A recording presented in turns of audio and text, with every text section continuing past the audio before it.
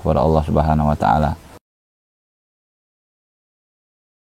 Jadi kami mengajak kepada kaum muslimin, marilah kita membantu proses pengadaan mesin air agar air yang di dalam kolam ini bisa tersalur ke pondok pesantren Jabal Uhud. Nabi SAW mengatakan, man dala ala khairi falahu misru ajrihi fa'ilihi. Barang siapa yang menunjuk suatu kebaikan kemudian diikuti orang tersebut, maka dia akan mendapat kebaikan dari orang tersebut.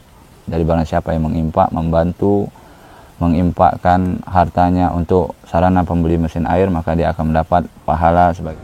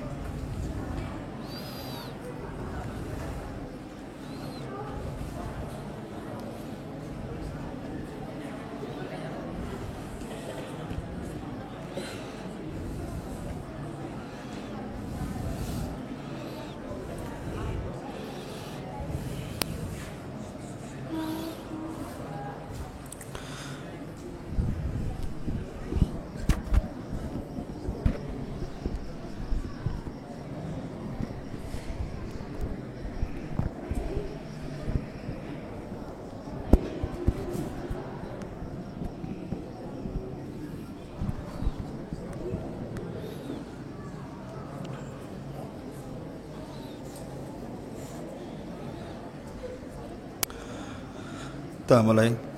Bismillahirrahmanirrahim. Assalamualaikum warahmatullahi wabarakatuh.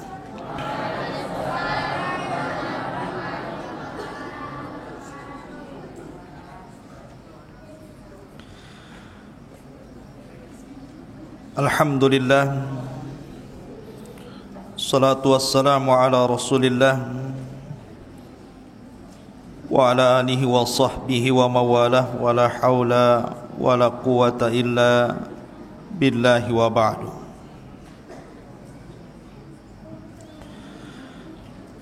Alhamdulillah, di malam hari ini kembali kita bisa duduk di Masjid Pondok Pesantren Jabal Uhud. Pembahasan di malam hari ini kita akan membahas tentang kisah Ashab As-Sabti. Ashabu As-Sabti artinya orang-orang yang melanggar di hari Sabtu. Kisah Ashabus Sabti ini disebutkan di dalam Al-Quranul Karim dalam beberapa ayat dan surat. Pertama, surah Al-Baqarah ayat 65 sampai 66. Kemudian dalam surah An-Nisa di dua ayat, pertama ayat 47 dan juga ayat 154. Kemudian dalam surah An-Nahl ayat 124, dan yang paling lengkap surah Al-A'raf ayat 163 sampai 167.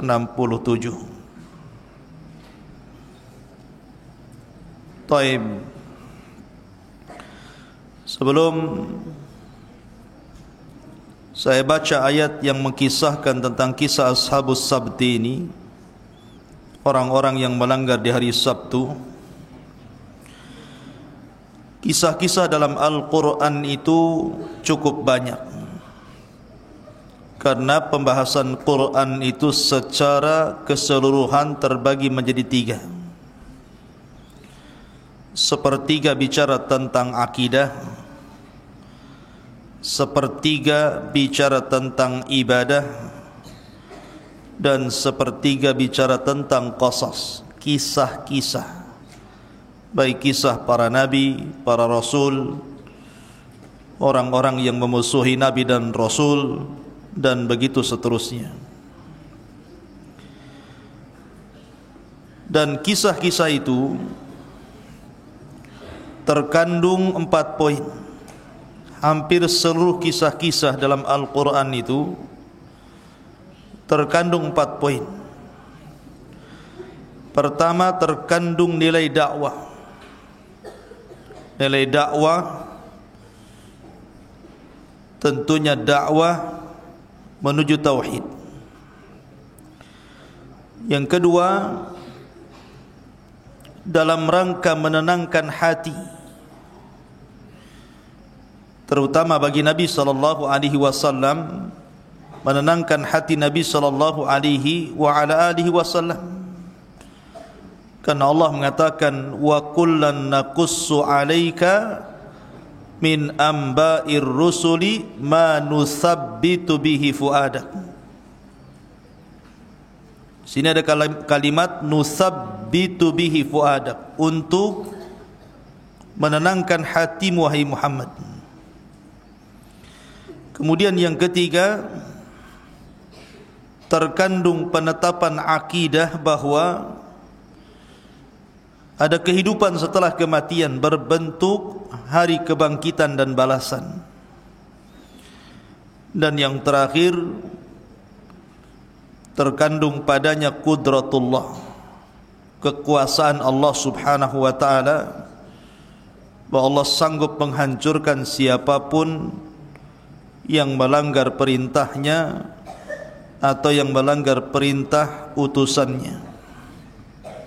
Itulah 4 perkara kenapa kisah-kisah dalam Al-Quran itu dikisahkan kepada kita. Taib, saya akan cerita dulu secara singkat tentang kisah Ashabus Sabti, baru kita bahas Qurannya. Ashabus Sabti ini terjadi di sebuah desa namanya Ailah. Di sebuah desa namanya Ailah. Ada juga yang mengatakan terjadi di sebuah tempat namanya Madian. Ada yang mengatakan Ailah, ada yang mengatakan Madian. Ada yang mengatakan bahwa letaknya di Syam, tepatnya di Laut Merah. Dan ada juga yang mengatakan bahwa tempat dan peristiwa ini terjadi di sebuah bahrun, di sebuah lautan antara Mesir dan Khatin. Di situ ada tempat namanya Ailah. Mesir dan Khatin atau Hatin pakai ha. Di situ ada sebuah tempat namanya Ailah. Lah Abdullah ibn Abbas radhiyallahu anhuma mengatakan bahwa umat-umat Bani Israel, baik sebelum ataupun sesudahnya, Allah subhanahu wa ta'ala pilihkan kepada mereka hari Jumat itu sebagai hari id mereka. Akan tetapi kemudian mereka tidak mengambil hari Jumat, justru mereka memilih hari Sabtu. Dan itu kerugian mereka. Mereka memilih hari Sabtu. Ada alasannya. Karena kita tahu bahwa ketika Allah subhanahu wa ta'ala menciptakan langit dan bumi itu selama 6 hari, dimulai hari Ahad dan diakhiri hari Jumat. Berarti Ahad, Senin, Selasa, Rabu, Kamis, Jumat, 6 hari Allah lengkap menciptakan langit dan bumi dan isinya. Kemudian di hari Sabtu Allah cuti, Allah istirahat karena lelah telah menciptakan langit dan bumi. Maka hari cutinya Allah itulah dijadikan hari cuti mereka. Maka Al-Quran membantah. Allah mengatakan wa ma massana min lughub. Wa ma massana min lughub. Dan kami, kata Allah subhanahu wa ta'ala, tidak tersentuh dengan kelemahan, dengan kelelahan dan keletihan. Allah subhanahu wa ta'ala tidak mungkin tersifati dengan sifat itu. Ma'asyiral muslimin yang dimuliakan Allah subhanahu wa ta'ala, Maka disebutkan ketika mereka memilih hari Sabtu, maka dalam syariat mereka hari Sabtu itu adalah hari di mana mereka Bani Israel memfokuskan untuk ibadah. Tidak boleh ada yang bekerja, tidak boleh yang ke ladang ke ladang, yang ke laut ke laut, yang menjadi tukang-tukang, enggak boleh. Pokoknya hari Sabtu itu betul-betul dilarang bekerja. Jadi mereka fokuskan hanya untuk beribadah kepada Allah Azza wa Jalla. Lah desa Ailah ini atau desa Madian ini terletak di pinggir pantai, sehingga hampir secara keseluruhan penduduknya itu mereka adalah para nelayan. Mereka hanya mengambil ikan di lautan. Itulah pekerjaan penduduk Ailah atau penduduk Madian ini. Dan ingat bahwa peristiwa ini di zaman Nabi Allah Daud alaihi salatu wassalam. Dan Nabi Allah Daud alaihi salatu wassalam adalah nabi pertama sekaligus raja. Raja dan nabi. Itulah Daud alaihi salatu wassalam. Biasanya Bani Israel mereka tidak ada yang menggabungkan dua keutamaan ini. Jadi kalau jadi nabi, nabi saja. Kalau jadi raja, raja saja. Tapi Daud alaihi salatu wassalam menggabungkan dua keutamaan ini. Dan dia raja pertama plus juga nabi dari Bani Israel. Kemudian disusul oleh putranya Nabi Allah Sulaiman alaihi salatu wassalam. Lah, di zaman Nabi Daud inilah peristiwa ini terjadi. Di sebuah kampung Ailah atau Madian di Laut Merah atau mungkin perbatasan Mesir, wallahu alam, karena Al-Quran dan Sunnah tidak menjelaskannya. Ini hanya penelitian ahli tafsir. Jadi penduduk ini kerjaannya hanya nelayan saja.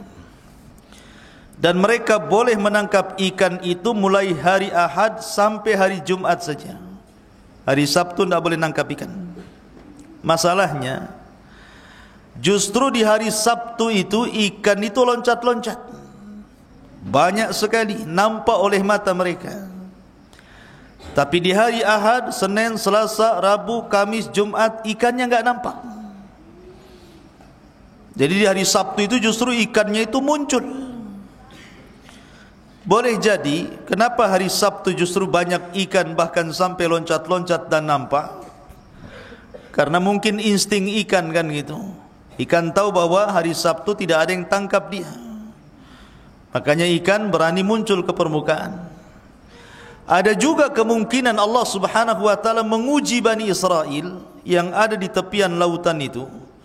Di tengah-tengah mereka beribadah kepada Allah Subhanahu wa taala, Allah uji berpaling tidak ibadah mereka kepada ikan-ikan itu. Maka dimunculkan ikan-ikan itu di hari Sabtu. Rupanya ada satu orang yang kemudian berusaha untuk coba-coba, mungkin bahasa kitanya, dengan cara khilah. Khilah itu hendak menipu daya Allah dan juga ajaran Rasulnya. Jadi dia melubangi, buat lubang di tepi pantai itu, lubang yang sangat besar. Lah lubang itu kalau seandainya air surut, mereka lubangi. Tapi kalau air pasang, otomatis lubang itu akan tertimbun lautan. Lah ketika air pasang itulah ikan-ikan kemudian masuk ke dalam lubang itu. Ketika air surut, ikannya sudah ada di lubang itu. Tapi karena mereka masih mengagungkan hari Sabtu, mereka tidak mau mengambil ikan yang masuk di lubang itu hari Sabtu, tapi diambilnya hari Ahad. Jadi mereka pasang jala ataupun membuat lubang di hari Jumat, kemudian di hari Sabtu itu laut pasang, ikan masuk. Mereka sudah tahu di hari Sabtu itu ada ikannya. Tapi karena mereka kemudian takut dengan hari Sabtu, diambilnya pula hari Minggu. Padahal ikan itu hasil tangkapan hari Sabtu. Sehari 2 hari, akhirnya orang yang mendapatkan ikan ini bercerita kepada tetangganya. Akhirnya tetangganya ikut-ikutan juga begitu. Kemudian tersebar lagi kepada tetangga yang lain, ikut-ikutan juga. Masang jaring hari Jumat, untuk ikan hari Sabtu diambil pula hari Ahad. Kan saya enggak ngambil ikan hari Sabtu, kata mereka. Ya. Akhirnya kemudian jumlah orang yang mengambil ikan di hari Sabtu itu, yang menggunakan khilah ini makin banyak. Makin banyak. 1 hari lewat tidak ada azab, 2 hari lewat tidak ada azab, 1 bulan, kemudian lewat 2 bulan, 3 bulan, akhirnya karena tidak ada azab sama sekali, mulailah mereka terang-terangan ngambil ikan di hari Sabtu.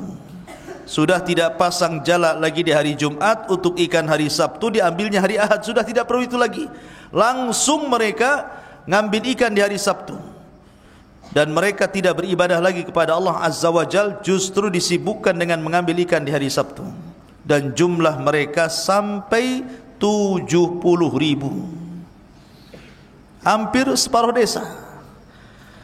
Mereka ikut-ikutan. Mereka sudah tidak takut lagi dengan azab. Alasannya karena tidak kunjung ada azab. Katanya kalau seandainya ngambil ikan di hari Sabtu akan datang azab. Rupanya tidak juga. Maka mereka semakin banyak, kemudian mereka pun berbangga dengan banyaknya hasil tangkapan, sehingga jumlah mereka sampai 70.000 orang. Lah ketika itulah manusia terbagi menjadi 3. Manusia terbagi menjadi 3. Yang pertama, sebanyak 70.000 orang itu, mereka adalah orang-orang yang melanggar hari Sabtu. Mereka bermaksiat kepada Allah dan ajaran Rasulnya. Mereka terang-terangan mengambil ikan di hari Sabtu dan tidak takut dengan azab Allah Subhanahu wa ta'ala. Kemudian kelompok yang kedua, yang mengingatkan, jangan ambil ikan dari Sabtu, nanti akan datang azab kepada kalian. Pokoknya diperingatkan, diingatkan dengan ajaran-ajaran Allah dan Rasulnya, agar mereka jangan berani-berani mengambil ikan dari Sabtu, nanti akan datang azab kepada kalian. Dan jumlah mereka sedikit, hanya 12.000 saja. Kemudian kelompok yang terakhir, kelompok yang diam, tidak mau memperingatkan orang yang mengambil ikan di hari Sabtu, tetapi justru menyalahkan orang yang menyalahkan orang-orang yang mengambil ikan di hari Sabtu. Seolah-olah dia mengatakan, sudahlah, biarkan saja dia ngambil ikan. Mereka adalah kaum yang akan diazab. Kenapa kalian pusing pula memikirkan mereka? Ini kelompok yang ketiga ini, memang mereka tidak ikut-ikut nyari ikan di hari Sabtu, tapi justru mereka melarang orang yang sedang melarang mengambil ikan di hari Sabtu. Kalau saya contohkan di masyarakat, nih pokoknya ada 3 orang nih bertetangga. Yang satu ahli maksiat, mungkin tukang mabuk. Yang satunya mengatakan, kau jangan mabuk. Yang satunya mengatakan, sudahlah, kamu jangan peringatkan orang yang mabuk, biarkan dia mabuk. Dosa-dosa dia tanggung sendiri. Jadi di masyarakat itu mesti orang itu terbagi menjadi 3 ini. Lah, orang-orang yang kemudian melanggar di hari Sabtu ini berusaha untuk dilarang, tapi ada juga yang melarang orang yang melarang kepada orang yang mengambil ikan di hari Sabtu. Akhirnya ikhwatu fiddin, muliakan Allah Azza wa Jal, marahlah orang-orang yang saleh ini. Orang-orang yang melarang ikan di hari Sabtu ini marah, karena mereka tahu bahwa kalau seandainya ini dibiarkan akan datang azab kepada mereka. Akhirnya mereka pun membuat benteng, ingin dipisahkan, ingin dipagar antara mereka dan orang-orang yang mengambil ikan di hari Sabtu. Maka mereka membuat benteng tinggi-tinggi, jangan sampai mereka hidup dengan orang-orang yang melanggar perintah Allah dan Rasulnya. Akhirnya terpisahkanlah orang-orang ini, orang-orang ahli maksiat dan orang-orang yang ahli taat ini. Tiba-tiba suatu hari, di balik tembok itu biasanya ramai para nelayan itu, dapat ikan banyak, ramai mereka. Tapi suatu ketika tiba-tiba di balik benteng ini senyap, tidak ada suara. Orang-orang soleh ini kaget, kenapa tidak ramai? Biasanya mereka tertawa mendapatkan ikan, bangga dan begitu seterusnya. Pada suatu hari tiba-tiba diam, tidak ada suara sama sekali, tidak ada keramaian sama sekali. Akhirnya kemudian penasaranlah orang-orang soleh yang di balik benteng ini. Cobalah kau lihat apa gerangan terjadi di balik tembok itu. Manjatlah salah seorang di antara mereka, ketika lihat dari benteng tidak ada orang, sama sekali tidak ada orang. Akhirnya mereka melaporkan bahwa di balik benteng tidak ada orang sama sekali. Padahal jumlah mereka 70.000 orang, nggak mungkin nggak nampak kan begitu. Akhirnya orang-orang soleh ini satu dengan yang lain berunding, ada apa? Dibuka nggak gerbangnya ini? Setelah mereka bermusyawarah, dibukalah gerbangnya. Rupanya berkumpul di depan gerbang ini monyet-monyet yang sedang menangis. Rupanya mereka dikutuk oleh Allah Subhanahu wa taala menjadi qiradatan khasiin, menjadi kera-kera, monyet-monyet yang dihinakan Allah Azza wa Jalla. Sebagian ahli tafsir mengatakan yang muda-muda tiba-tiba jadi monyet, jadi kera, dan yang sudah tua mereka jadi babi. Qiradatan wal khanazir. Yang anak-anak mudanya jadi kera, yang orang tuanya jadi babi. Lah, monyet-monyet dan babi-babi ini mengenali keluarga mereka yang saleh yang di balik dinding ini. Ketika melihat itu paham, itu pamannya, itu iparnya, itu kerabatnya, tahu. Tapi orang-orang saleh sudah tidak mengenal lagi mana kerabatnya, mana saudaranya. Akhirnya kemudian karena ketakutan ditutup lagi gerbangnya. Karena mereka tidak bisa makan lagi, tidak bisa minum lagi karena sudah dirubah menjadi binatang. Maka ada yang mengatakan setelah 3 hari peristiwa itu, akhirnya Allah Subhanahu wa taala binasakan mereka semuanya. Setelah mereka jadi babi dan jadi monyet itu selama 3 hari karena mereka tidak makan dan minum, akhirnya kemudian Allah binasakan, tidak ada satupun yang hidup di balik benteng itu. Itu kisah secara global. Baik, kita akan masuk ke dalam kisah Al-Quran, kisah secara global. Kenapa sih kisahkan? Biar nyambung dengan Al-Quran yang saya baca. Saya akan mengutip satu surat saja, atau satu ayat, atau beberapa ayat dalam satu surat, surat Al-A'raf, karena ini cerita yang paling lengkap dalam surah Al-A'raf. Allah Subhanahu wa taala berfirman, was'alhum anil qaryati allati kanat hadiratal bahri idh ya'duna fi sabti idh ta'tihim khitanuhum yawma sabtihim surra'an wa yawma la yasbituna la ta'tihim kadzalika nabluhum bima kanu yafsukun. Dan tanyakanlah kepada Bani Israel tentang negeri yang terletak di dekat laut ketika mereka melanggar aturan pada hari Sabtu. Ketika datang kepada mereka ikan-ikan yang berada di sekitar mereka terapung-apung di permukaan air, padahal pada hari-hari yang bukan Sabtu ikan-ikan itu tidak datang kepada mereka. Demikianlah kami menguji mereka disebabkan mereka berlaku fasik. Begini ikhwan, ketika Nabi SAW hijrah dari Mekah ke Madinah, di Madinah itu ada orang-orang Yahudi banyak. Bahkan ada 3 kabilah Yahudi. Pertama, kabilah Yahudi yang namanya Bani Qunaiqa. Yang kedua, ada kabilah Yahudi namanya Bani Quraidah. Dan yang ketiga, ada Yahudi namanya Bani Nadir. Bani Qunaiqa, Bani Quraidah dan Bani Nadir. Itu 3 kabilah besar orang-orang Yahudi yang sudah lebih dahulu menduduki Madinah sebelum Nabi sallallahu alaihi wasallam. Tentu ada alasannya. Kenapa orang-orang Yahudi berhijrah sampai ke Madinah? Karena mereka meyakini bahwa di tempat itu akan muncul seorang nabi. Walaupun belakangan setelah muncul Rasulullah, mereka justru mendustakan Nabi sallallahu alaihi wasallam. Lah, orang-orang Yahudi itu ikhwatu fiddin di mana-mana dari dulu sampai sekarang menganggap bahwa mereka itu orang pilihan. kita ini orang Islam di mata orang Yahudi itu kayak pembantu, orang hina, orang lemah, orang yang tidak memiliki kemuliaan. Mereka menganggap bahwa orang-orang Yahudi itu anak-anak Allah dan orang-orang yang dicintai Allah, yang Allah katakan tentang mereka, kalaupun kami masuk neraka paling beberapa hari kemudian direct masuk surga. Itu pengakuan mereka. Mereka menghina kita dengan merendahkan kita. Kemudian cerita-cerita tentang Bani Israel dulu ditutup-tutupi oleh orang Yahudi. Maka Nabi SAW disuruh menguji mereka, seolah-olah Allah mengatakan, wahai Muhammad, coba tanyakan kepada mereka orang Yahudi yang merasa sok suci, sok mulia, yang lain rendah, yang lain hina, yang lain pembantu mereka. Tanyakan kepada mereka tentang kisah sebuah desa.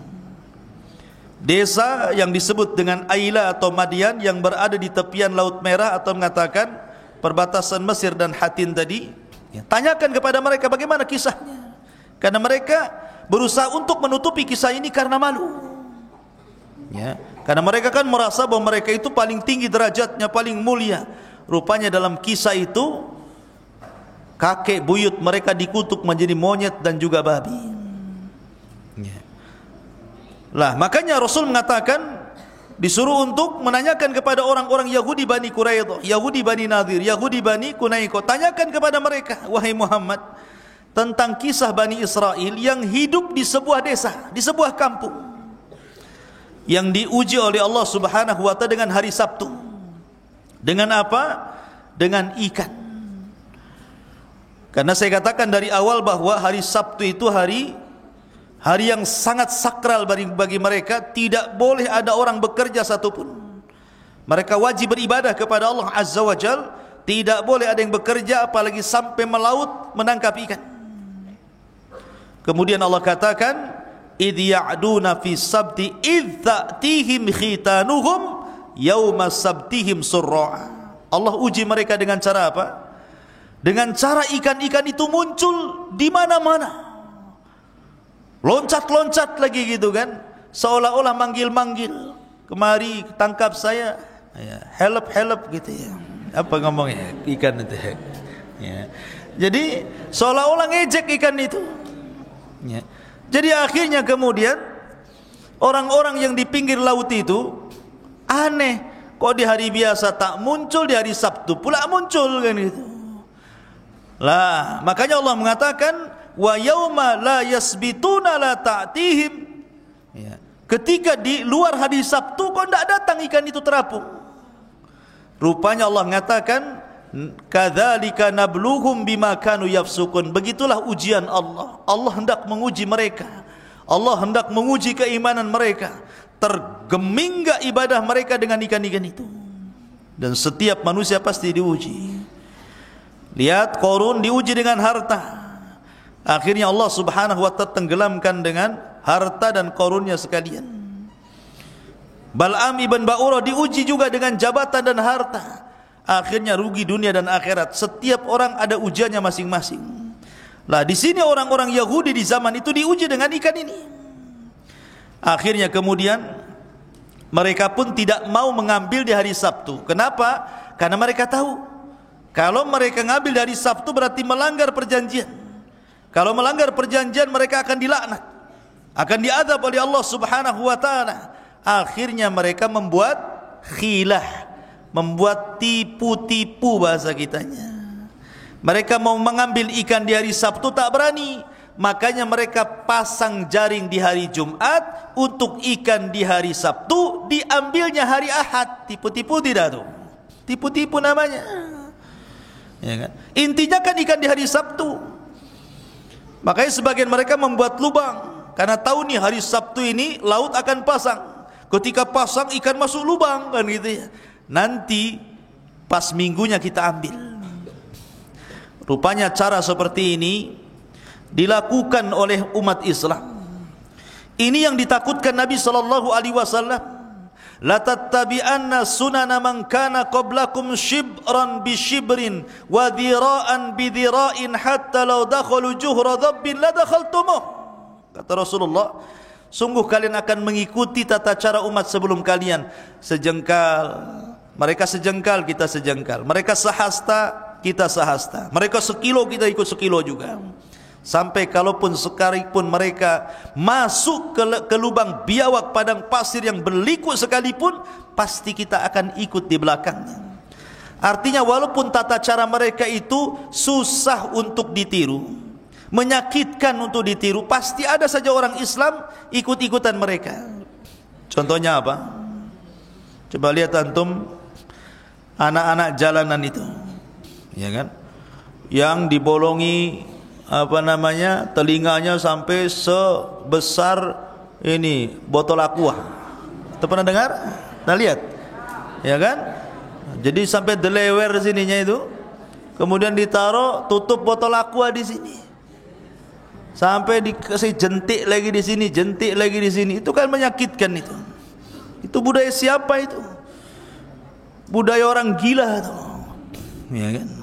Itu budaya orang-orang kafir. Walaupun seperti itu ditiru juga tuh. Orang Islam juga yang niru kan itu ya. Sampai rambut kayak jengger ayam. Gak jelas warnanya. Kuning, hijau, di langit yang biru di sini semua ada. Ya kan? Kan repot ikhwan. Jadi ada orang-orang yang niru kayak gitu coba. Naudzubillah. Walaupun kayak gitu ditiru juga tuh. Ya. Makanya dari sini umat Islam ini kata Rasul akan mengikuti tata cara umat sebelum kalian. Maksudnya kalau tidak ikut Yahudi ya Nasrani dalam muamalah mereka. Makanya lihat bagaimana ada umat Islam itu yang wa makarullaha, mereka hendak membuat makar kepada Allah dalam muamalah mereka, dalam pakaian mereka, dalam akidah mereka, dalam ibadah mereka. Ada orang-orang yang buat khilah seperti ini. Contoh umpamanya ada seorang suami yang sudah mentalak istrinya 3 kali. Saya ceraikan kamu, rujuk lagi. Saya ceraikan kamu, rujuk lagi. Saya ceraikan kamu, rujuk lagi. Saya ceraikan kamu. 3 kali cerai, tidak boleh rujuk dalam Islam. Dia harus menikah dengan laki-laki lain sampai diceraikan baru boleh kembali ke suami yang pertama. Akhirnya dibuat sandiwara. Karena dia masih sayang sama istrinya, dia sewa orang. Bang, mau enggak kawin sama mantan istri saya? Tapi semalam saja, saya bayar, kau nikah, ceraikan habis itu. Itu tipu-tipu namanya. Tidak sah nikahnya. Ya. Atau mamanya antum berdua punya kambing, berserikat, jumlahnya 60 kambing. Padahal setiap 40 kambing itu zakatnya 1 kambing. Ketika datang waktu zakat, kita pisah sajalah kambing kita. Kan 60 kita bagi 2 saja, kamu 30 ambil, saya 30 ambil. Kan tidak keluar zakat tuh katanya. Itu namanya tipu-tipu. Ya. Jadi umat ini suka tipu-tipu tuh. Ya. Ma'asyiral muslimin yang dimuliakan Allah Azza wa Jalla. Jadi yang seperti ini terjadi kepada umat Islam. Makanya kemudian ketika itu ada orang yang geram, berusaha untuk menghalang-halangi orang yang mengambil ikan di hari Sabtu. Jangan diambil ikan dari Sabtu. Ini hari mulia, hari sakral. Jangan sampai azab Allah turun kepada mereka. Tiba-tiba Allah katakan apa? Wa idh qalat ummatum minhum lima ta'iduna qauman Allahu muhlikuhum au mu'adzibuhum adzaban syadida. Dan ingatlah ketika suatu umat di antara mereka berkata, mengapa kamu menasihati kaum yang akan dibinasakan atau diadab Allah dengan adab yang sangat keras?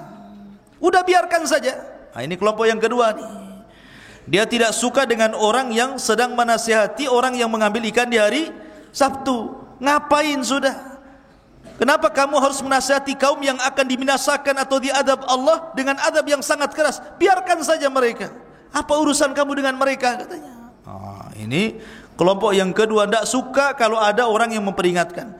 Lah orang-orang yang memperingatkan menjawab, ya.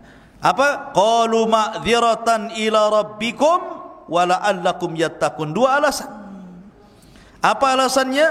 Agar kami mempunyai alasan di hadapan Allah. Nanti Allah akan tanya kepada kami, kenapa kau tidak tegur mereka? kami katakan kami sudah tegur, tapi mereka masih seperti itu ya Rabb. Ini alasan pertama. Alasan yang kedua, la'allahum yattaqun, agar mereka bertakwa. Boleh jadi setelah kami nasihati mereka mau kembali takut kepada Allah, akhirnya mereka menghentikan pencarian ikan di hari Sabtu. Jadi dua alasan kenapa orang yang baik-baik ini menasihati, orang-orang soleh ini menasihati orang-orang yang sedang mengambil ikan di hari Sabtu. Dua alasan, pertama agar lepas tanggung jawab di hadapan Allah, yang kedua boleh jadi supaya mereka dapat hidayah, kemudian kembali bertakwa. Kemudian Allah katakan, falamma nasu ma dzukkiru bih anjayna alladhina yanhauna 'anis su' wa akhadna alladhina zalamu bi'adzabin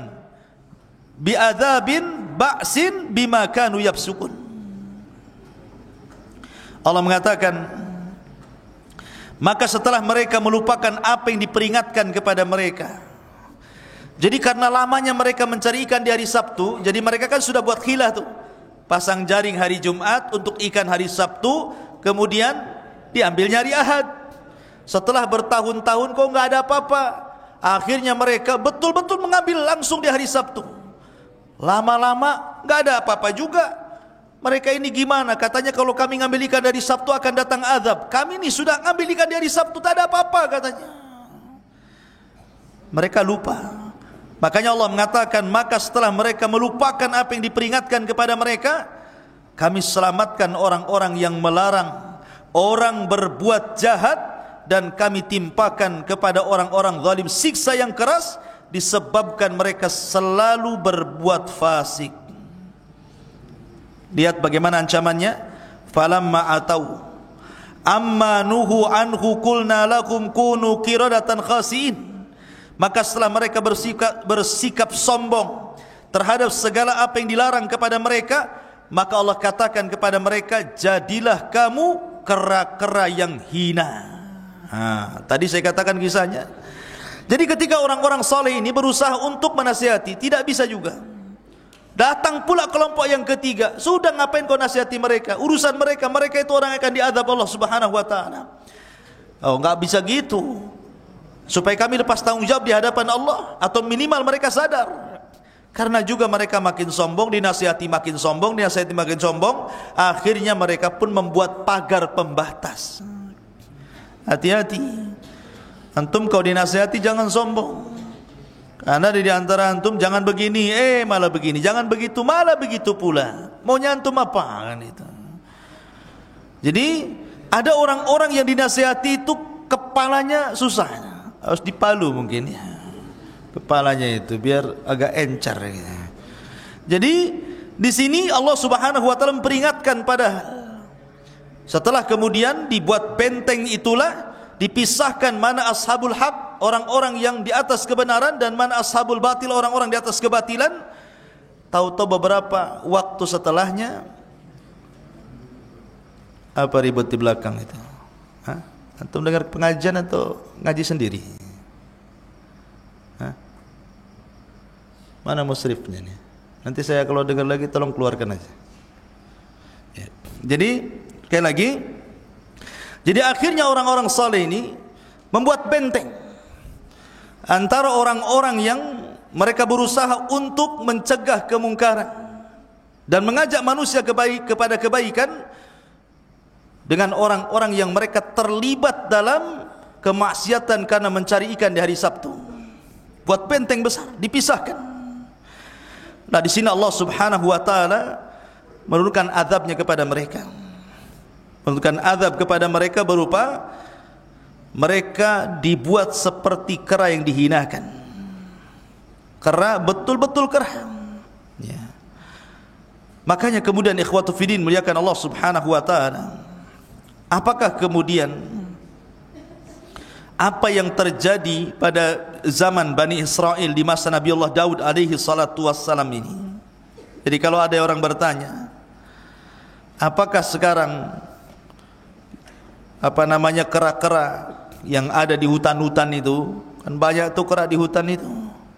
Kalau antum ke jembatan berapa itu, jembatan terakhir ya, dekat penampungan orang kena COVID itu, Di Barelang sana itu kerahnya di jalan-jalan tuh. Banyak kerah. Jadi kalau antum naik motor dihadang kerah di sana. Yang nilang itu bukan polisi, kerah. Ya. Antum bawa apa gitu kan? Dihadang sama kera-kera itu. Apakah kera-kera di zaman sekarang yang banyak di kebun binatang, di hutan-hutan itu adalah kera-kera keturunan Bani Israel yang dikutuk itu? Ataukah berbeda? Ya. Maka para ulama mengatakan ada hadis dari Abdullah ibn Abbas radhiyallahu anhuma, keluarkan Imam Muslim, dari Abdullah ibn Mas'ud, Abdullah ibn Mas'ud radhiyallahu an. Qala rajulun, ada seorang laki-laki berkata, ya Rasulullah, wahai Rasulullah, al-qiradatu wal khanaziru hiya mimma musikh. Hadhihi al-qiradatu wal khanaziru allati naraha fil waqi hal hiya min ajyal au naslul mamsukhin. Jadi sahabat ini bertanya kepada Rasulullah, ya Rasulullah, apakah kera-kera yang terjadi, yang nampak di mata kita itu, banyak kera di mana-mana, apakah ini keturunan kera-kera yang pernah dikutuk di zaman Bani Israel di tempat Aila atau Madian itu karena mereka tidak mengagungkan hari Sabtu, ataukah kera yang berbeda? Ataukah mereka keturunan kera-kera itu yang dikutuk itu?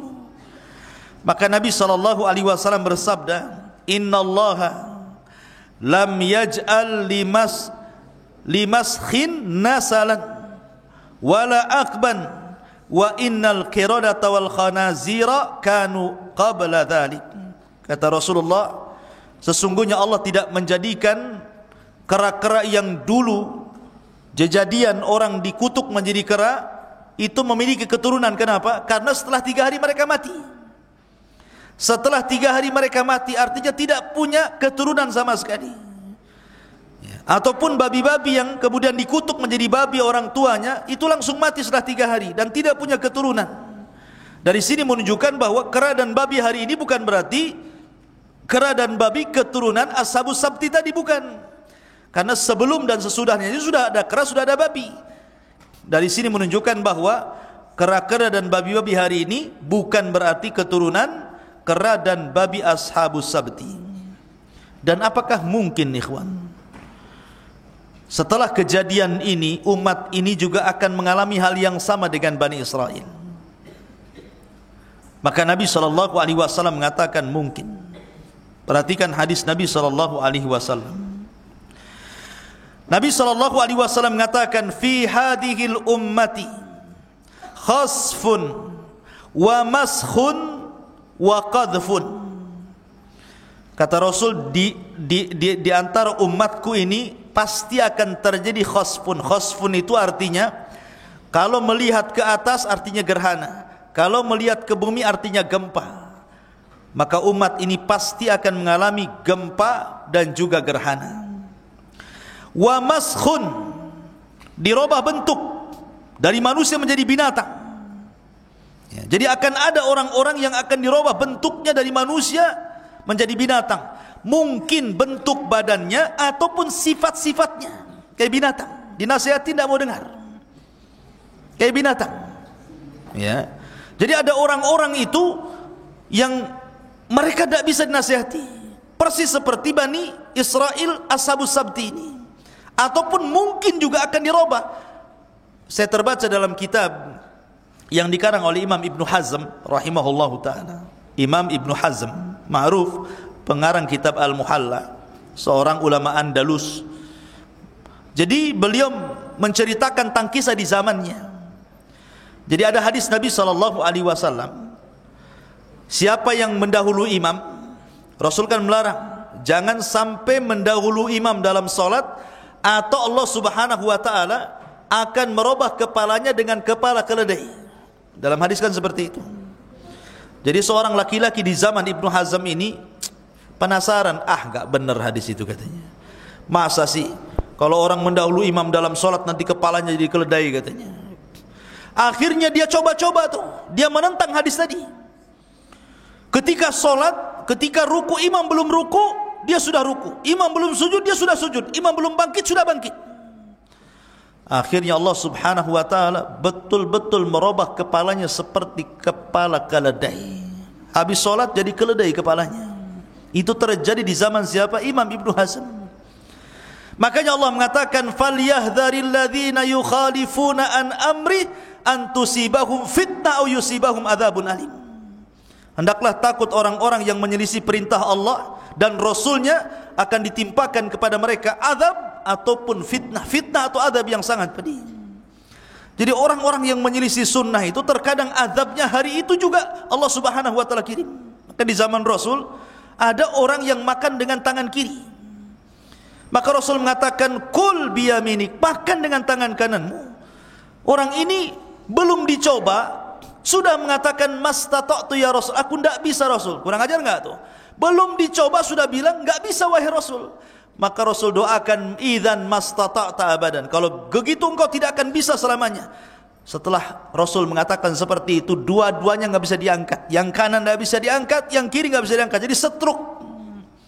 Coba melawan Nabi sallallahu alaihi wasallam. Ya. Ada juga yang kemudian melawan hadis Nabi sallallahu alaihi wasallam. Idza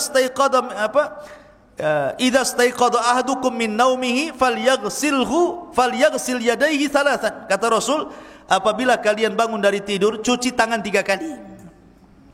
Jadi kalau antum nanti malam tidur, besok pagi sebelum mengambil makanan, sebelum berwudu, sebelum apa saja, cuci dulu tangan 3 kali.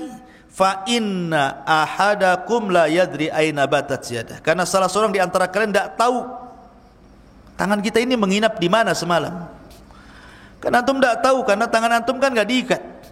Nanti belusukan kemana-mana tangannya, ke belakang, ke depan, ke kiri, ke kanan, enggak tahu tangan kita kemana-mana. Ya, masuk ke dalam sarung, keluar sarung, macam-macam. Jadi kata Nabi, cuci. Karena dikhawatirkan tangan kita ini kemana-mana. Ada pula seorang yang kurang ajar dengan hadis Nabi SAW. Dia mengatakan, "Ana adri aina batat yadi." Saya tahu di mana tanganku menginap semalam. Rasul mengatakan enggak tahu, dia pula mengatakan tahu. So tahu berarti kan. Akhirnya memang Allah uji dia.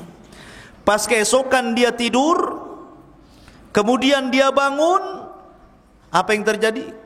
Satu hasta tangannya masuk ke liang dubur. Satu hasta berapa? Dari sini ke sini nih, satu hasta nih. Coba, masuk ke liang dubur. Ketika bangun kaget dia. Tangannya sudah ada dalam dubur.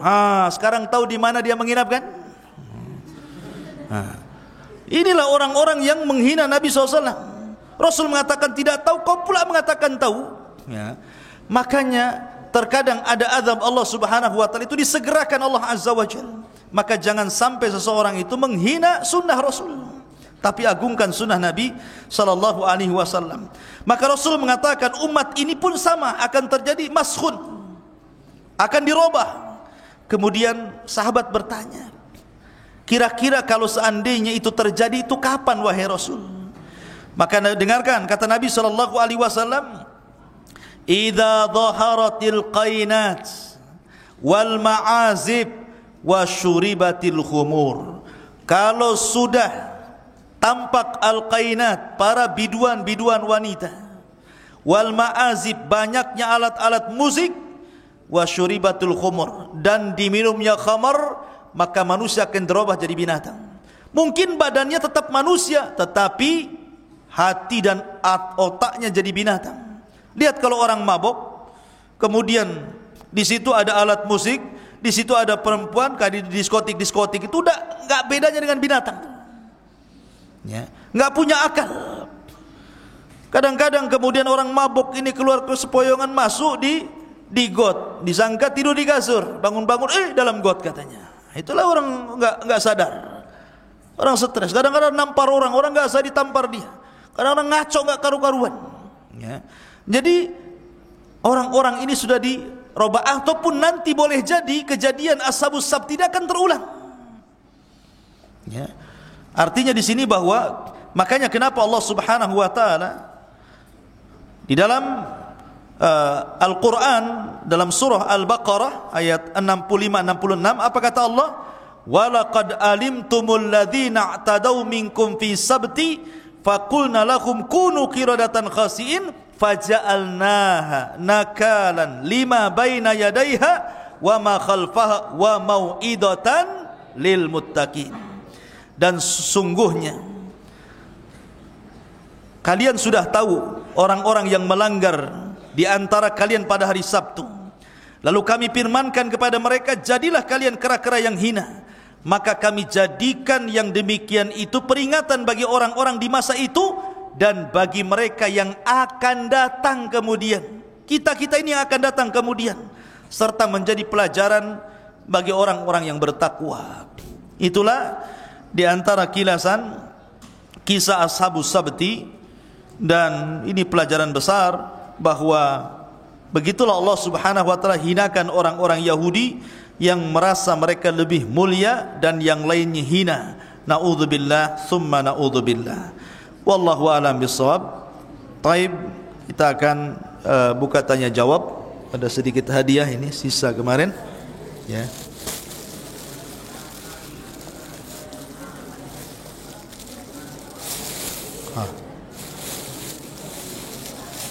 Ada berapa ini? Taib, perhatikan. Ahwat dulu, jangan ribut. Apa ini? Dapat pillow. Taib, akhwat, sebutkan ayat atau surat apa saja yang berbicara tentang kisah Ashabus Sabti.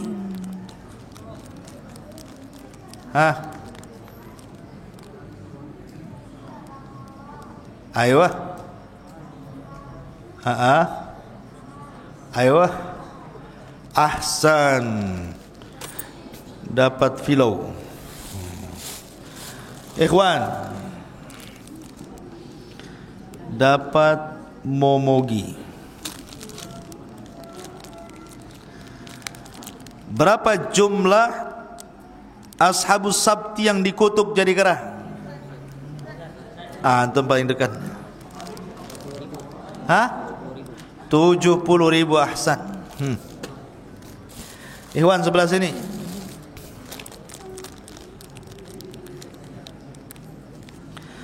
Berapa jumlah yang mengingkari Ashabus Sabti?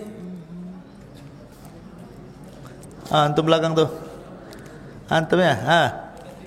12? Ahsan.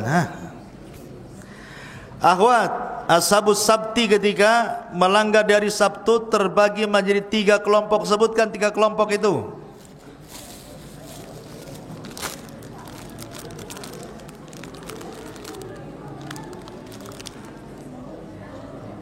Mana suaranya? Coba diam, Ikhwan.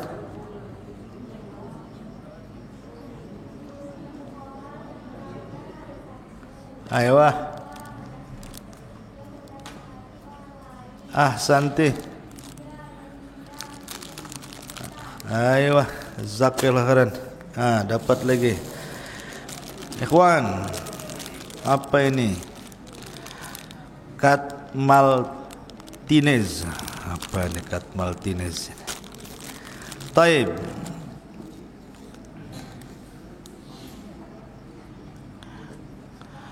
Ketika orang-orang yang melanggar dari Sabtu ini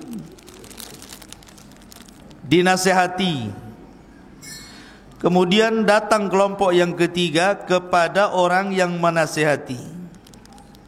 Kemudian orang yang menasihati ini memberi jawaban. Apa alasannya orang-orang yang menasihati tetap menasihati kepada para pelanggar dari Sabtu itu? Antum. Diri. Ayo. Ahsan. Fadhal. Sebelah sini. Apa belum ditunjuk dah ngacung pula. Kacau kawan. Nanti ditunjuk tak bisa jawab.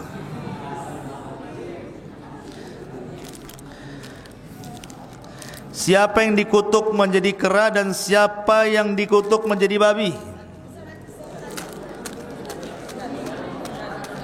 Baju kuning.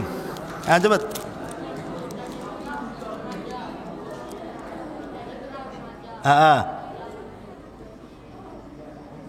Yang jadi babi?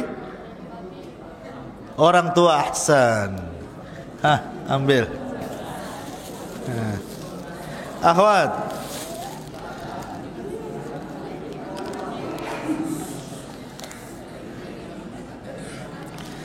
Al-Quran, isi Al-Quran itu terbagi menjadi 3. Sebutkan. Ayo. Ahsan. Ikhwan, negeri Ashabus Sabti itu apa namanya? Paling belakang tuh. Paling belakang. Desa Ailah atau Madian? Di mana Ailah?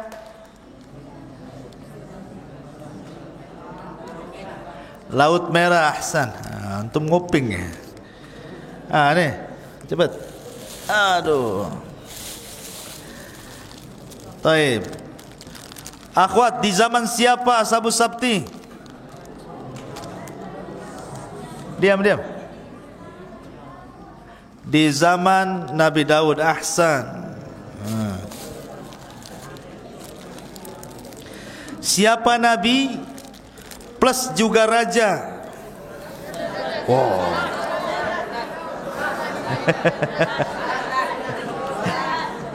Mana antum? Antum ya?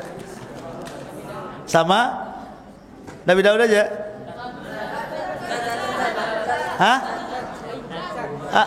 Nabi Daud sama?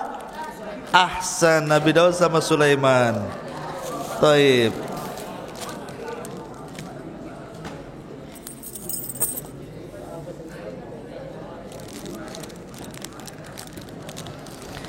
Akhwat,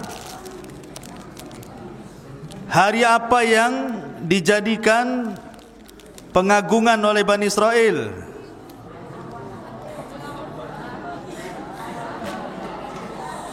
Apa? Hari Sabtu, ahsan. Gampang. Sebutkan faedah 2 saja. Kenapa kisah dalam Al-Quran itu dikisahkan? Ayo. 2 faedah kisah. Ayo, cepat mana? Cepat. Ayo, nilai dakwah terus.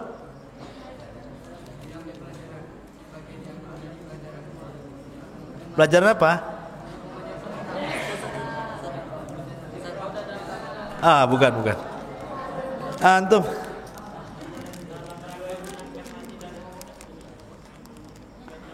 Ayo terus. 1, 2.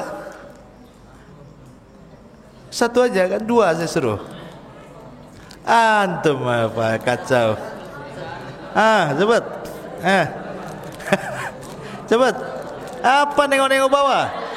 Lama coba, enggak mau saya. Antum. 1, kedua. 2.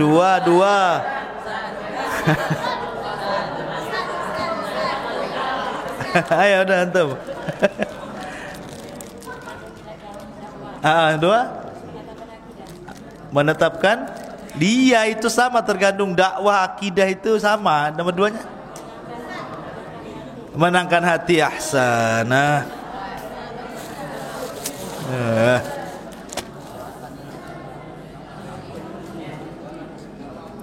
Akhwat, apakah babi dan kera itu termasuk keturunan kera Ashabus Sabti? Bukan. Akhwat,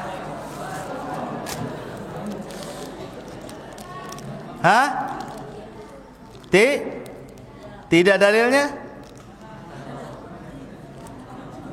Dalilnya apa?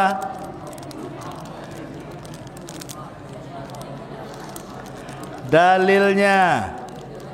Ya sudah betul jawabannya tidak dalilnya. Kalau ditanya dalilnya apa? Itu. Diam. Riwayat Abdullah Ibn Mas'ud. Ahsan. Dapatkan.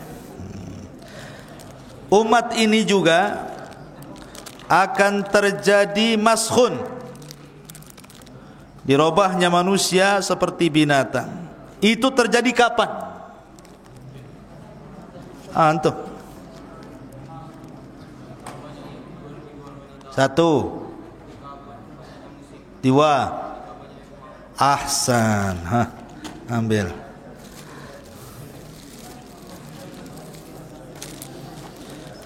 Nabati.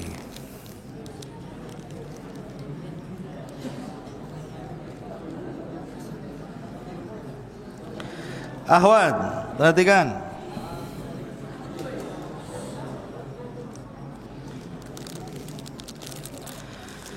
Allah menciptakan langit 6 hari, dimulai hari apa? Dan diakhiri hari apa?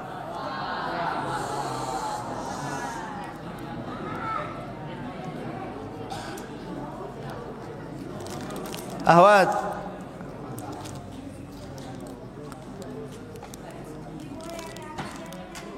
Ahsan. Kenapa Bani Israel memilih hari Sabtu, ikhwan? Kenapa? Alasannya memilih hari Sabtu kenapa? Antum. Kenapa? Hari istirahatnya Allah. Terus bantahan Quran gimana? Bantahan Quran gimana? Al-Quran kan bantah. Itu alasan orang Yahudi, alasan orang Islam? Antum kacau, kacau. Suhaibun Nadharah, antum.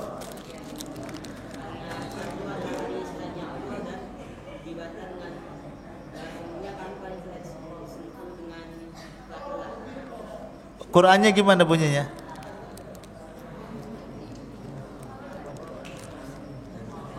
Lama Qurannya, saya mau Qurannya. Qurannya siapa? Antum. Ahsan. Wa ma massana min lughub. Fadhal. Itu ambil situ. Ahwat, perhatikan.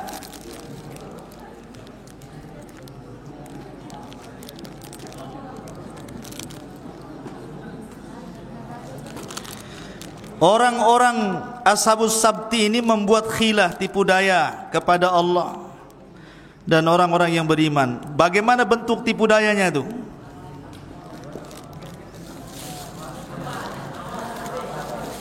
Akhwat, bagaimana bentuk tipu dayanya?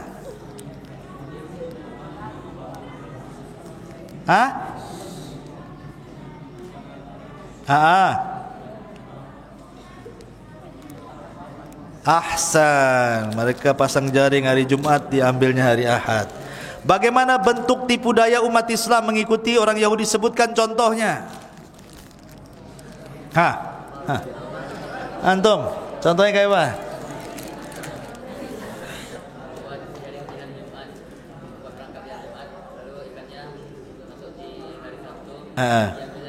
Itu tipu dayanya Bani Israel. Contoh umat ini, umat Islam.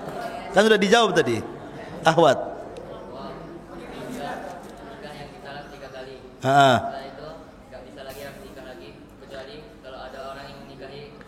Ayo. Terus? Ya bener lah gitu. Tipu dayanya di mana? Oh, di Sogo. Ahsan. Sogok dan yang menyogok di neraka, ya kan? Taib. Ahwat, perhatikan.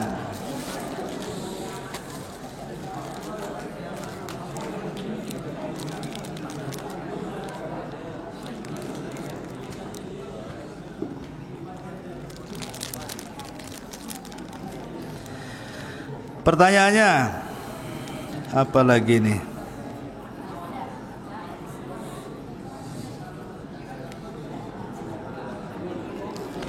Taib, pertanyaan lain aja.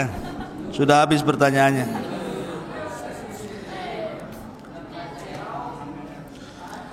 Taib, ashabul qaryah ini, ashabul Bani Israel itu apa?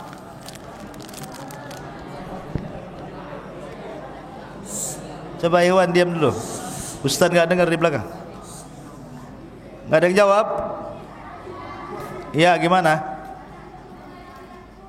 Keturunan Yakub. Berapa jumlah Bani Israel, ikhwan? Antum semangat tuh. Ada? Antum nih.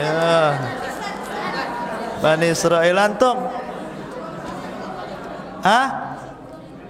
Berapa? Banyak kali.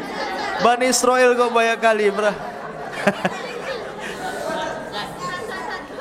Antum ya? Belakang, Ahsan, 12. Banyak kali, ribu-ribu pula antum, kacau. Nih. Ahsan. Dari mana ribu-ribu bulan? Satu lagi, apa dengan kreseknya? Untuk Iwan aja lah, Ahwat gak dengar.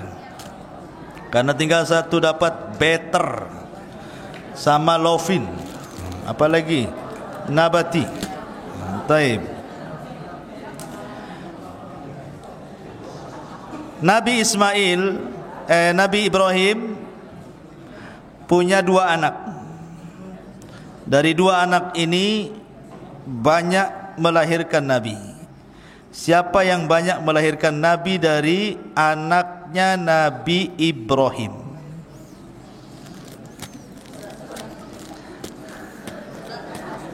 Antum?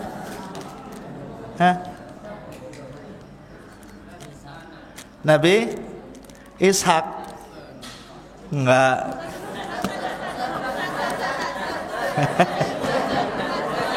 Antum? Ismail khoto. Kacau. Antum? Nabi Yakub. Ahsan. Oke. Subhanakallah bihamdika asyhadu an la ilaha illa anta astaghfiruka wa atubu ilaik. Assalamualaikum warahmatullahi wabarakatuh.